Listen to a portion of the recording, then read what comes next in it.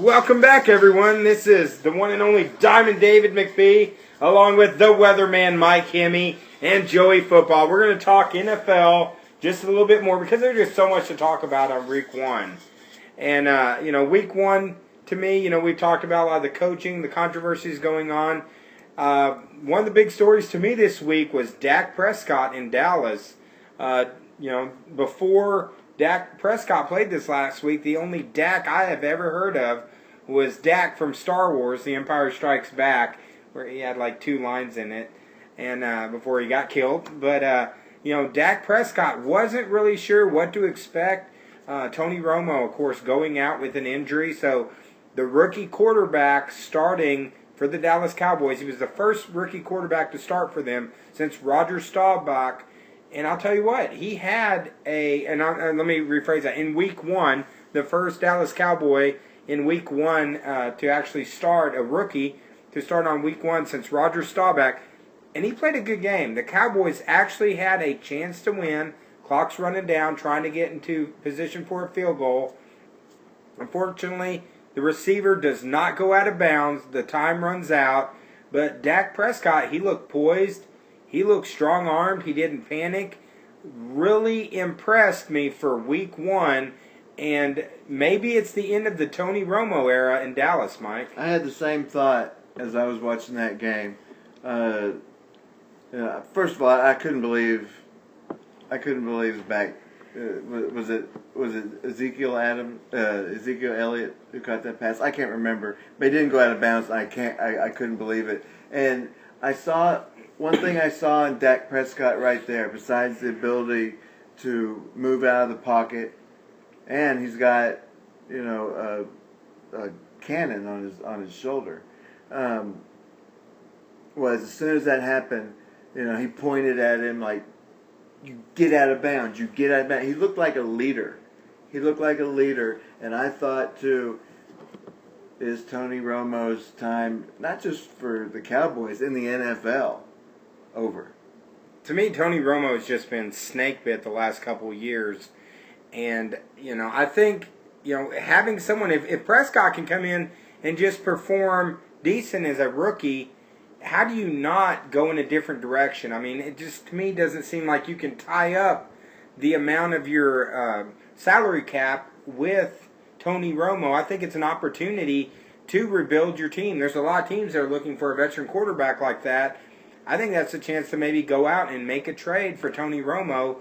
And, yeah, Tony Romo's been a great quarterback. Of course, he's also been a very criticized quarterback because he plays for the Dallas Cowboys. And very fragile. The last few years, I mean, it doesn't seem like it takes much to have Romo hurt. And sometimes, when you start suffering injuries, it's just going to be one after another.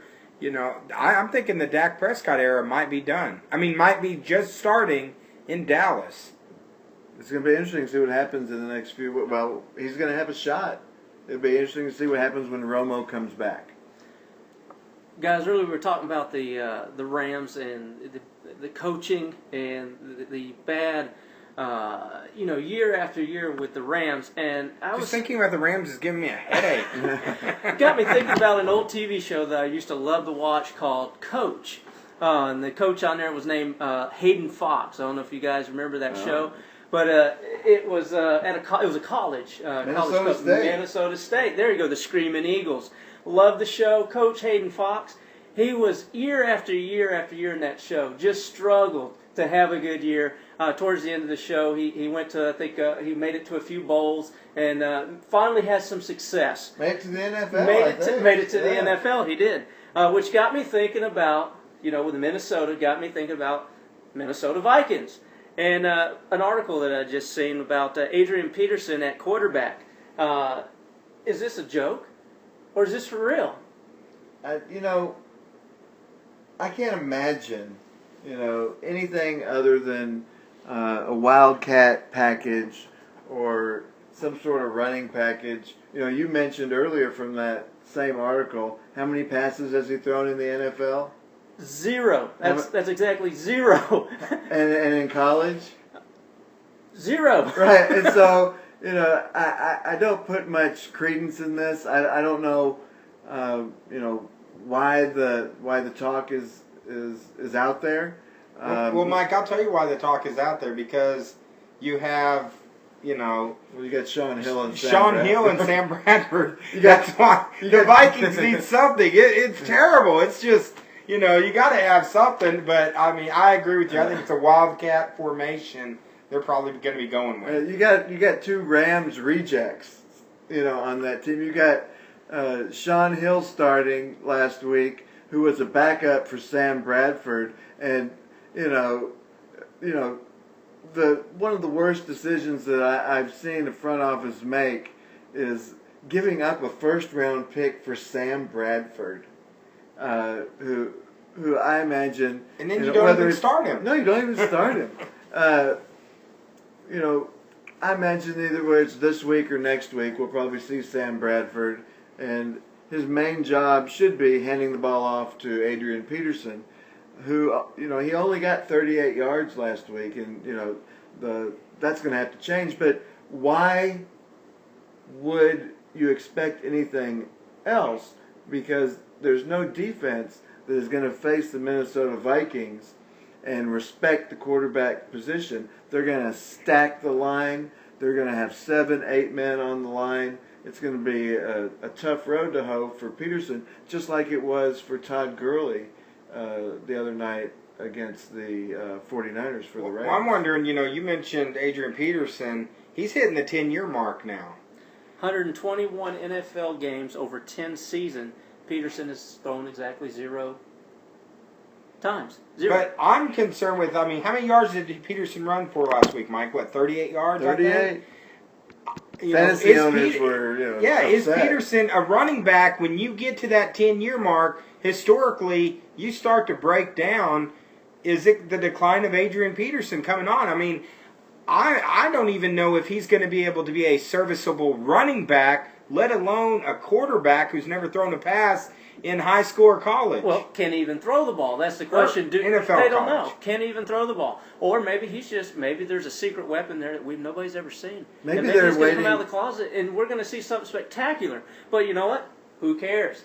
Who cares? Because the Vikings don't, really, like you said, the Vikings don't even pass the ball. Maybe they need Darren McFadden. They could run the Wildcat, yeah. He was, 6 of 7 or something like that with the Razorbacks for 5 touchdowns? In 2015, Minnesota Vikings, I believe, was the team with the least attempts on throw in 2015. So like you say, who cares if he could throw?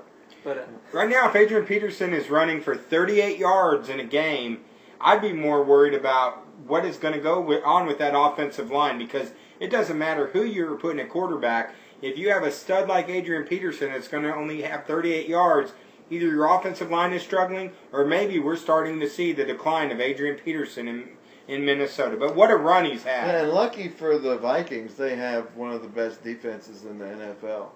And one of the best kickers in the NFL.